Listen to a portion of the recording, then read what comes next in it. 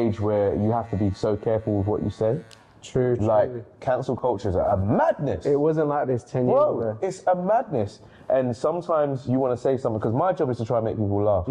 And you might want to say a story or talk about your life, but you're constantly second guessing yourself.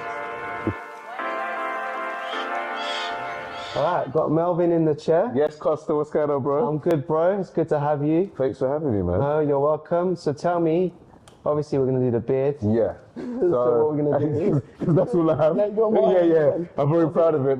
Yeah. I just want to shape it up, if that's okay, and just kind of stick with the lines that already exist and take it down. Trim, just man, freshen you up, bro. And if you could make me look younger, that would be great. Yeah, I'm not a magician, but I'll try. I'll try. I'll make you look hot and spicy. Yeah, that's cool. That's cool. Innit? For the dating life, innit? If you're a single man, who knows? Standard. No, we'll get to it. So if people don't know who you are, how do you introduce yourself? So I usually say radio and TV presenter. Currently, I work for Radio 1 doing the Live Lounge. I've been there for about 4 years. Yeah. I do it alongside my very good friends, Ricky and Charlie, who I've known for years. They're like my brother. Yeah, you've been like a trio for time, haven't you? Yeah, so before Radio 1, we were at KISS, and before KISS, we was at 1Extra BBC. So we've been in the radio game for like, I'd say about 17, 18 years now. I didn't know you was at BBC before KISS. Yeah, a lot of people don't know that. You've done like a full circle. Yeah, so so after university, I worked with young people in East London. Yeah. And then Ricky was doing work experience everywhere. Like, so he was like at Choice, who were like Capital Extra before. He was working at Radio 1, and then he went to 1Extra when they first launched. And he was like one of their golden childs. And he knew that I was working with young people in East London, but ultimately I wanted to work in radio. So he was like, come down one day and just smash it. And then I did like a bit of work experience for like 2 weeks. And then off the back of there, I got like a freelancing gig, but we weren't on air. So we were like working behind the scenes. We were broadcast assistants, which are like assistant producers. So we worked with like Rampage, Ace and Viz, Jason Yare, Robbo Ranks, that's going back. Letitia, Ronnie Harrell, basically everyone. We worked for everyone. But because we were doing that, we got to see how things are done, worked, and I took like my favorite bits from each presenter, and then bits that didn't work, I kind of left that to the side. So we were learning, like even though we weren't actually on air, we were kind of learning from the greats who were on air at the time. Sick, man. Yeah. So when you left school, you didn't know you would be like, you didn't have a passion for music, or what?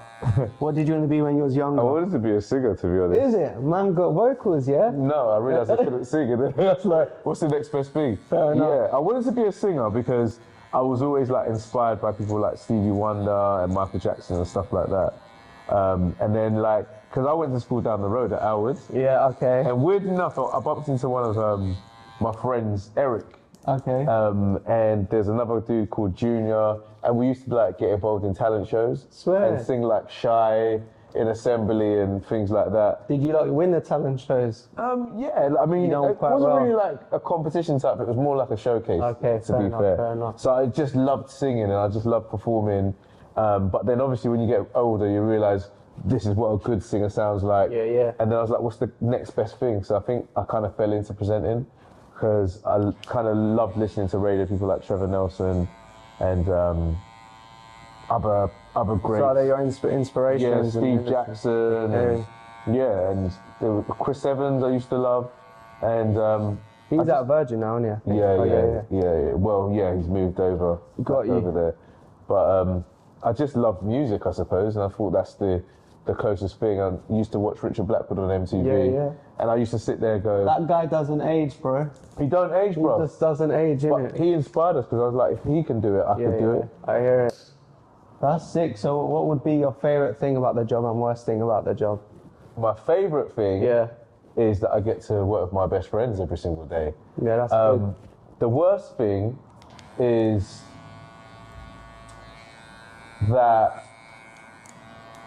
it can be sometimes quite restricting at times, because we live in an age where you have to be so careful with what you say.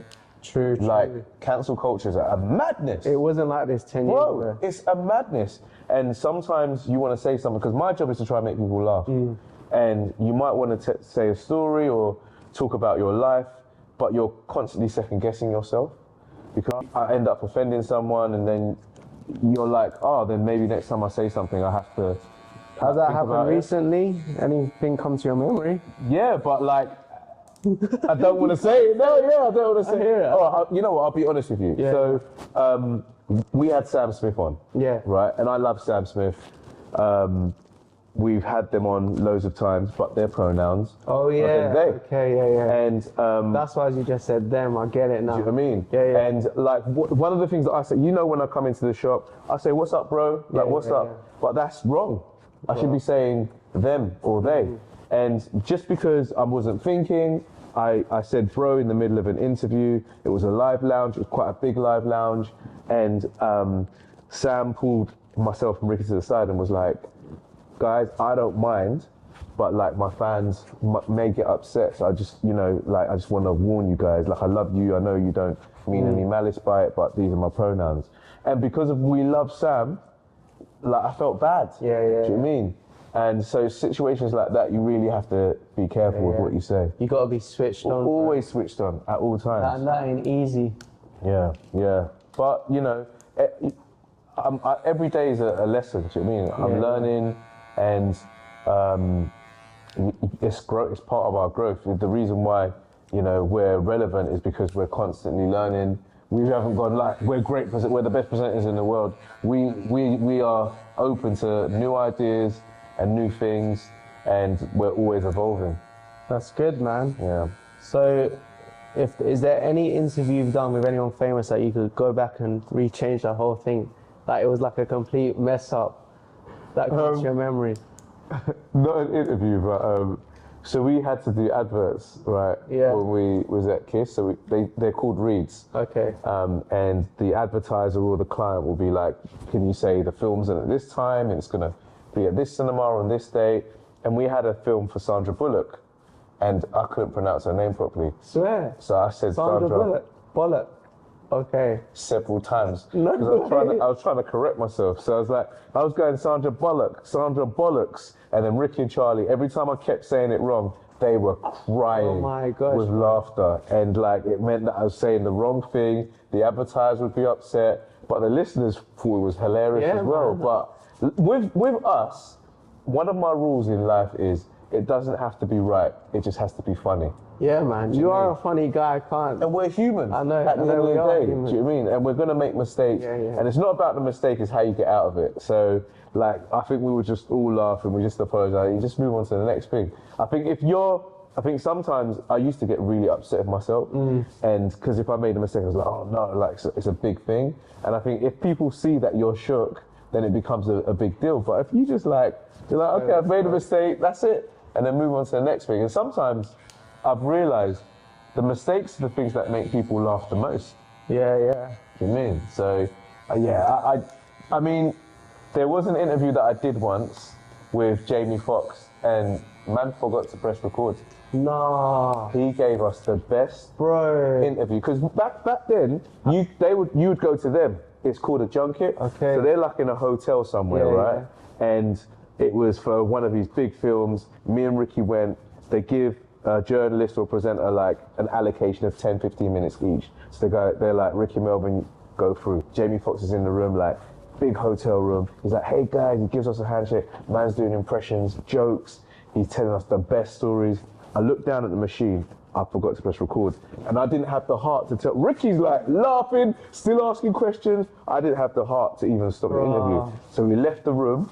Jamie Foxx is like, guys, great to meet you. Ricky's so happy. I'm like, bro, don't celebrate. He goes, why not? I said, I didn't press record. And Ricky was so good with me. He's like, don't worry. We go back to the office. We tell the producer, he goes, I'm going to book it again for next week. Swear. And I'm like, Jake, nah. you up for that, I said, nah, like, it's too embarrassing. He goes, don't tell him what you've done. Yeah, just yeah. go into the room and just say, like, the machine stopped working. Ah, so fair he went back in. He's like, why are you guys back here again? And Yeah, we're like, yeah, oh, the machine stopped working. He gave us the best interview. Serious. Yeah, the Second time was even better than the first one. Ah, yeah, he got to know you guys a bit as well. I mean, so he was relaxed, we was relaxed. Yeah. So everything for a reason. Everything for a that's reason. sick, man. But that's probably the biggest mistake I've made. And Yeah. trust me, you never make it again. So, as someone that's always like dealing with like all these high-profile people, Mm-hmm. I don't know, how do you find it getting to know them like Do they open up well? Is it hard to like get to know them? Do you feel like they're mostly closed off? Everyone's different, and we're all humans, and some people have good days, some people have bad days. We've had some bad interviews where sometimes people don't want to talk, or before you even go in, their publicist or their manager will be like, you can't ask questions about this, don't talk about their relationship, don't talk about their kids. So you know straight away that you're only going to get half the interview. But to be honest with you, we're really, really lucky because I think people feed off our energy. Like, work with like Rochelle Humes, and she's incredible to work with. Like this weekend, I worked with an amazing girl called Annalise Day. I've done stuff with like a guy called Giorgio Locatelli, and it was like a show called Celebrity Cooking School. There's a guy who's the head of design at Lego when I did Lego Masters, and like I love working with other people, but generally like my family is Ricky and Charlie. Do you know what I mean? So when we're together, it's like I don't. And how many years have you been working together? Like Ricky, I've known since uni, so that's like 20 years. That's sick, man. It's a good brotherhood you got there, man. Long time. But yeah, we always go in high energy, and so I think when people come into the room, it's hard for you to be miserable if you're around us, because you would look weird. Because we're like, hey, how you doing? True. It would look weird for you to be like, oh, like. No, the joy's contagious, bro. What do you mean? I want to know, what is your current playlist on your Spotify, bro? What's the last playlist you've been listening to? And what do you vibe to? Because I see you sometimes around in my local gym. What do you vibe to in the gym whilst you're working out? It's funny, like, generally, I'm listening to like soul and R&B. Is it? Even in the gym. R&B, and everyone goes, no, why are you listening? How can you listen to like R&B in the gym? But if you want them slow reps, you should listen to slow music. So like for me, there's the artist that I'm obsessed with at the moment. There's two actually. One's from America, he's called Lucky Day. And he's just like super soulful. One of his most recent tunes was produced by Bruno Mars. Oh, seriously? And bruv, he's just amazing. Like he's done a Tiny Desk as well, which is like a live session out in the States. I just think, for me, he's one of my favorite vocalists out in the States. I'll check his stuff out, man. You'd love it. UK wise, there's a dude called El Mean, right? El Mean. El Mean. Okay. And he's young. Like I think he's in his 20s. I went to see him at Jazz Cafe, bruv. The guy is like, I don't even like comparing people, but like he's like a UK version of Maxwell. That's how good, sweet the vocals are, right? And he's funny. The dude is hilarious. Like when he, in between tracks, he's telling stories. When I went to see him at Jazz Cafe, his mum was on the balcony, and he was shouting out his mum. Bruv, he was like giving us jokes. The only person I can compare him to in terms of his personality is a little bit like Lewis Capaldi. Oh, that guy. Oh, like Lewis him, Capaldi, like bubbly, proper joker, proper joker. But I just think those two for me are my go-tos if I want to listen to music in the gym, or especially when I'm driving, because I do like a lot of long drives for gigs and stuff. Those are my go-to guys, but I listen to loads of different music. When those slow jams hit my playlist randomly and I'm in the gym, bro, like I give it like 10 seconds. I'm like, if only someone heard me right now. I'm like, I got to click that skip button. And also, I like Afrobeats, so bro. I love Afrobeats as well, but my go-to is R&B and hip hop. Who was your favorite R&B star growing up then? Like old school Usher and that. Usher, Jodeci. Who? But even the whole Confessions album, 8701 album. I love KCI and JoJo all my life, bro. They're all classics. All classics. I hear that on the radio. SWV, all of that, Brownstone, Changing Faces. I could be here all day. Yeah, man. I could be here all day long. So if you could live in any era, what would you say the best era was for music? 80s. 80s, yeah? 80s. Yeah. You like the groove, innit, bro? 80s, you're not going to beat it. You got your Luthers, you got your MJs, you got your... Bro, Michael Jackson was my favourite bro growing up.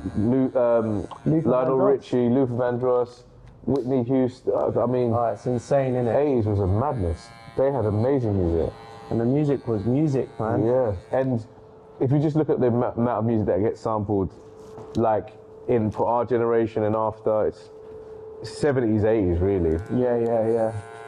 Yeah, because they repeat it now, innit? When they make music, like backing tracks, or like everything comes around. Like I see with a lot of music now, they're sampling like 90s tracks. So yes, it all comes around. Funny enough, I think Dua Lipa takes a lot of samples Yeah, from them, and yeah. pretty much a lot of her songs are like that. Yeah, she's great, Dua Lipa. Also, you did the Strictly Come dancing a few years back. Yeah. How would you rate your experience? Because I think I read that you went out on week 2, bro. Well, I have to drop it like that. Yeah. But what happened, though? I didn't know. Do you know the story? Tell me the story. Bro. All right. So, Man made like a trailer appearance, bro. so basically, right, I had a gig in Blackpool years ago, and no one come to my gig because everyone was at Strictly Come Dancing. Because I think week 7, everyone goes to Blackpool, right? Okay. So everyone went to their show, and then Strictly had an after party. And I went to my hotel, and everyone was there at the hotel, like the dancers, the celebrities, and I was like, this show looks like fun. So I messaged my agent. I went home that day. I messaged my agent. I said, I want to go on this show. And she was like, well, like, I can speak to the casting director and see what happens. The casting director was lovely. And she was like, Melv, you're basically not famous enough, right? Wow. So she was like, work hard and come to me in a few years' time and I'll see what I can do. So, bro, I did like, I think I did like Extra Factor. Yeah. The Breakfast Show was smashing it. We were doing stuff on MTV. We were doing like panel shows, all this stuff. Sick. I was just killing it. Yeah, DJing everywhere. And I went back and she was like, okay, you can do it. So I went on and I was with this amazing dancer called Jeanette Manrara. And we did the first week, no one gets eliminated. Second week, in the bottom 2 with Anastasia. Now, Anastasia, she injured herself and she was like, I don't want to dance, like I don't feel comfortable. And I was like, she's a like international star. So they were like, it's gonna go to public vote. I was like, well, I'm out there because she's like a big star. No one knows who I am. And to be honest, I was quite depleted because no one wants to go out in the first week. And we was in the bottom 2, but I didn't get a chance to fight for my place. Oh, no. So deep, bro. I got eliminated. Yeah. Right. And I was devastated. Like I didn't want to speak to no one. I felt like I let down my dance partner. My mum, like she's a big fan of the show. So she was upset. Everyone was upset, right? Had people calling me going, I put bets on you to win, and I was out first week. Anyway, few weeks go by, the casting director calls me and said, Melvin, I want a meeting with you. I was like, okay. So she's like, Melvin, I know you had a hard time because you didn't get a chance to fight for your position. Put it this way, yeah? The guy who won the show, he was in the bottom 2 a few times. Okay. Right? But he went on to win the show. Who won it that year? Ore Adube. Okay. Right? So if he didn't get a chance to fight for his position, he wouldn't have won. I didn't get a chance to fight for my position, right? There you go. So she calls me up, she goes, Mel, we want you to do the Christmas special. I said, I don't know. And she's like, why not? I said, because I don't want to let everyone down again. And she goes, yeah, but you didn't get a chance to show your personality and show that you can dance. I said, yeah, but my confidence was gone. So I called my little sister up, who I'm really close to, and she's like the way you are with your fam, right? So I was like to my sister, they called me up and they want me to do Strictly again. I said, I don't know. And she's like, you have to do it. I said, why? She goes, because you'll smash it. And I said, how do you know? She goes, because you're my brother. Oh. I said, that's sweet, bro. Bro, I was like, she believes in me so much. I was like, such a weird thing to say. Yeah. She goes, just go and do it. And she goes, trust me, you'll do okay.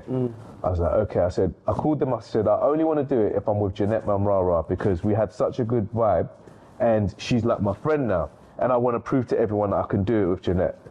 And they were like, okay, cool. You can do it with Jeanette. So my first rehearsal for Christmas special, we used to record everything. So I came home and my sister was like, show me your video from your rehearsal. And I was like, okay. She goes, I'm coming over. So she watched all of Jeanette's moves and she tried her best to learn her moves.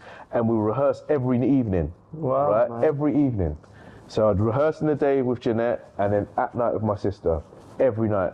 And I won the Christmas special. Wow, that's mad. In the same year. That's mad. So I won and lost Strictly in the same year. Wow, bro. I didn't expect that. And I didn't tell no one. Yeah. So everyone comes to my house Christmas Day. Wow. And my family were like, oh God, Melvin's Yeah. he's going to flop the show. So they were all sitting there in silence, like, Melvin's going to flop the show. They didn't want to watch it. And then they saw that I won. Everyone was screaming. Congrats, bro. The That's whole sick, house was bro. jumping Christmas Day. My dad ran upstairs, he got the trophy. Everyone was jumping up and down. Bro, it was the best Christmas ever. Oh, bro, I rate that, The best man. one. Well done. So for I that, had the bro. best experience. Everyone's Man like, persevered. do you mean? You know I like that, bro. Do you mean? But Thanks for watching this episode. Don't forget to like and subscribe. This really helps get this podcast out there and helps me invite even a more diverse range of guests. So please press that subscribe at No Risk, No Story with myself, Costa Michael.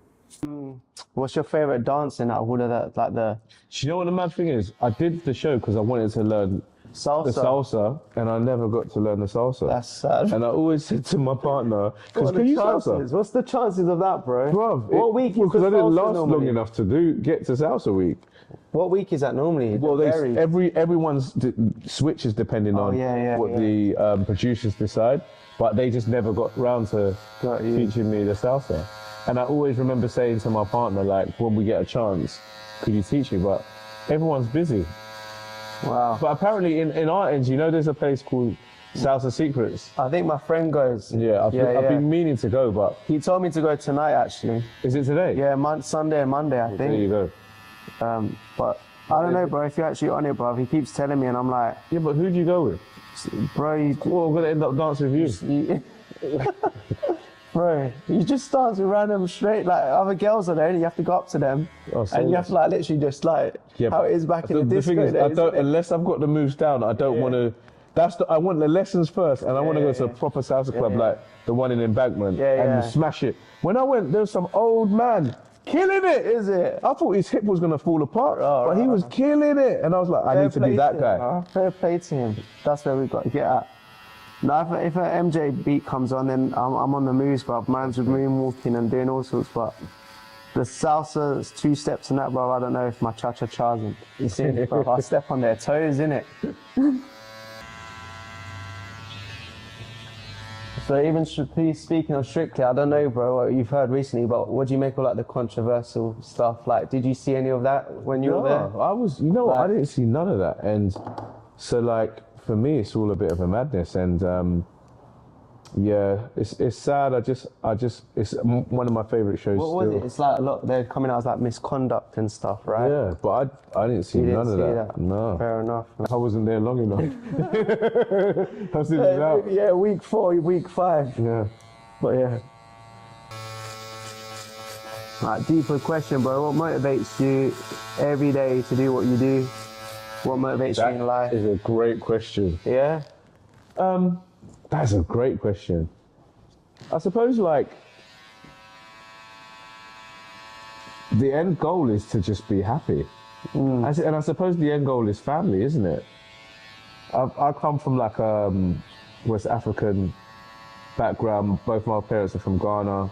I suppose family is like the most. Jollof. Best is Ghanaian jollof. Come on, you know it's. Yeah. I've had both, bro, but And what do you think?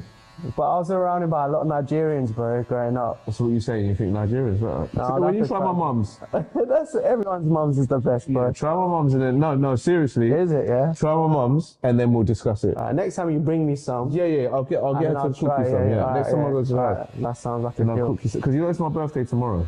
No way, bro. Are you serious? Yeah. Bro, man, good timing. But you guys don't need This to know is- my age. I'm staying at 35 for. All right, 35 it is, bro. Yeah. But I'm glad I get to give you the fresh trim today, bro. Yeah, for real. Innit? That's sick, bro. But yeah, ultimately it's just to be happy with my family. I think It's like the pursuit of happiness, innit? it's a weird one because I feel like a lot of my goals are ticked off. Like I always wanted to be on radio. I think we're on the biggest radio station in the world.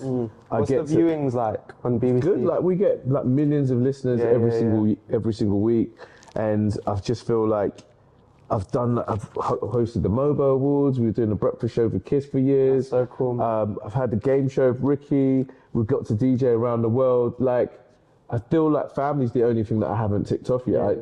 So, what is happiness to you then, bro? Just like one day just being married, having a family, having kids? Yeah, and do you know what the other thing is? This about being able to take care of the people that you love. Yeah. I think that's real happiness. If you can support everyone else around you, that's the end goal. Do you mean? And your legacy. But yeah, sometimes that's a hard thing to do. Yeah, bro. That's like What do you think happiness is? happiness, bro. Is like, I think your circumstances shouldn't always define your happiness, because like, you know me, bro, I'm a man of faith as well, so I get I would say my pure joy is knowing who I am, why I'm here on this planet, what my purpose is. I think I'm happy as long as I know that my relationship's there with God, and then everything else flows. But the normal things like all that stuff, like I want a family, I want a wife, and I want to have kids, I want to build a nice home. I think, yeah, to be able to be financially secure, to provide, all of these things, man, are part of every man's dream. And I don't believe that nothing is impossible, bro. I think it's the mindset, man. Just keep pursuing your dreams, going for it. I'm really big for like those that step out and take risks. Yeah. No, you're exactly right. I think I saw something the other day on socials, and someone was saying like happiness is appreciating what you have rather than constantly striving for what you don't have. And it's true, like I try, and every now and then I do this weird thing when if I'm feeling a bit down or if I feel like I'm demotivated, I write a list of all my achievements. Oh, is it? Yeah. I like that, bro. So sometimes if I feel like a bit like I've lost my motivation, I just kind of go, well, Melv, you've done this, and this, like, and these are all the great things you've achieved. And then there's people out there that would love to be in your shoes right now. And I think it is important to remember to kind of every now and then give yourself a pat on the back and acknowledge your own achievements, no matter how big or small. No, it's true. So then that's what I try and do a bit more. I think, you know, like, because I was in a relationship and then when I became single again, like, I was like, oh man, I'm single, and everyone in my crew is either in a relationship or they've got kids, and I'm like the last Mohican, bruv. Do you know what I mean? So like, sometimes I feel like, oh man, like, I'm the third wheel, but actually, there's loads of great stuff about my life. Do you know what I mean? Yeah. And so it's about focusing on that. How did you get me talking so deep? You're very good at this. Bro, This is your... I don't know, bro. We just get there. But like, following up with that, like even for me, like I've got a lot of friends that are like married and have kids, and I'm seeing everyone's life move on, and I'm like, yeah, I'm in my singleness, and it's like you start thinking like, oh, like, is this even gonna happen? Like, it's gonna happen late, and it's like that. You know, when you like meet up with friends, it's not the same anymore because they have like, you do feel like you're third wheeling. But yet again, you're like the life of the party, so everyone needs a bit of Melvin in their life, I'm sure. But yeah, like, bro, the whole thing you're saying about, looking back, seeing what you've done, like each step is like a landmark, man. Yeah. It's like, for my life, I know, like I said, I put it in God's hands. I know that when I meet the right person, have the right kids, it's the right time for everything. Every season has a right timing. So in our singleness, we have to enjoy it. Yeah. Because we could do things that we can't do when we're married. We're still young and trendy, bro. And well, you're still young. No, you're young. Oh, yeah, I'm 35. You're 35. Remember that, bro. 35. And what you do in life is cool, bro. Like, I'm sure, bro. It's like it's different, and not everyone could say that. So you have to be proud where you're at, and I know you are. Yeah, but, like, definitely. When you look back in life, bro, it's all like seasons and landmark moments to get you where you're at today. No one knows what tomorrow brings, but today is what counts. And yeah, I think you find contentment and happiness in just knowing, you know, taking it each step at a time. I think we get let down sometimes when we put ourselves like, oh, in like 5 years I want my life to look like this.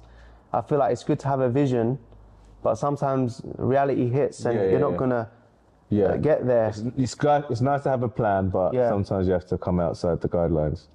Like, I try and live like, my mindset's always like eternity, like living for eternity, but then it's now that matters. So I live like, today will echo into that. So my decisions are important in what I make today, if that makes sense. But bro, it's like you write a list and you look back because it's a reminder. Yeah, I just think it helps me every now and then. I haven't done it in a while, to be honest, but I think sometimes, especially in this industry, you have like peaks and troughs. Like when we first started, it was mad. Like we were doing this here and there. It was really like non-stop, and then there was a period when like we weren't doing anything. I think we were just doing radio, but there was no TV, there's no DJ gigs. I was like, raw, people are bored of us. And again, I went back to my sister and I was like, I think me and Ricky aren't gonna get any work. And she was like, until no one calls you and everyone's bored of you, don't tell me this. She goes, when everyone's bored of you, then it's a problem. I think everyone needs a hype person like your sister. She's bro. a hype person, I'm telling you. Days. And I was like, what do you mean? She goes, you're still on radio, innit? And I was like, yeah. She goes, you do the breakfast show with Charlie and Ricky. I was like, yeah. She goes, well, then you've got listeners. Yeah. She goes, when no one is listening to you, then call me. Wow, man. I was like, okay. And then after that, then Strictly happened, and Extra Factor happened, and like mobile, like all this stuff would. Where would you place top 3? Biggest achievement, second, and then the third, if you can? I don't know. I would say. Well, what's your most proudest moment? Other than mine are Christmas weird. Day winning. Yeah, winning Strictly was a big deal, you know. Okay. Winning Strictly was a big deal, and like, I'll tell you a story. So my mum and dad divorced when we were young. Okay. And so like, Strictly asked to film at my house, and my mum and dad didn't chat. So I called my sister and I was like, who should I invite? And she was like, invite both sides of the family. I was like, what if it's awkward? And she was like, no, it'll be fine. And I went to the house, and my mum and dad were changing the bin liners together. It was the best thing I've ever seen. Yeah, yeah. And ever since then, they've become friends. So my dad will like take my mum to the airport. My mum cooks for my nice, dad. man. They're like mates now. Wow. And so like, that show brought them together. That's So, like, I've really got like a sweet, mad love for the show. Yeah, yeah. So Strictly was a big deal. I think buying my first property was a big deal because it was What age something- was you when that happened? like in my 20s. Yeah, Like, that's it was like when we were, because I did kids TV, I did a show called Dick and Dom in the Bungalow. Okay. So I saved up from that, and that helped me get my first place. Dick and Dom. Yeah. I remember those guys. They Wow. were hilarious. Yeah. Like being at like getting my mum her first car, not her first car, but getting a car for my mum was like a big achievement because I was able to do something for her because she did like an amazing Like that, job always raising wanna us. pay back our mums, innit? Yeah. But yeah, getting on Kiss, getting on Radio 1, there were so many What would your mum say would be her proudest moment of you? I don't know. You'd have to ask her.